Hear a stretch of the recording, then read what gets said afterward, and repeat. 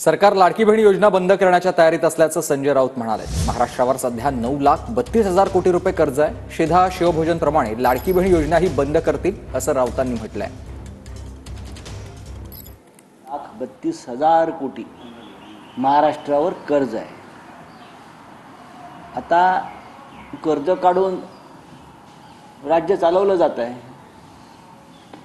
राज्य लुटलं जात आहे, राज्यावरचं ओझं दिवसेंदिवस वाढत आहे।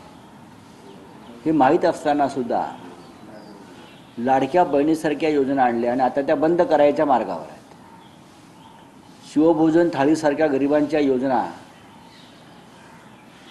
दुसरी ती शिधा योजना, अशा अनेक योजना बंद केल्या। आता लाडकी बहीणही बंद करतील। कर्जबाजारी महाराष्ट्राची तिजोरी ह्या लोकांनी महिलांची मतं विकत घेण्यासाठी वापरली।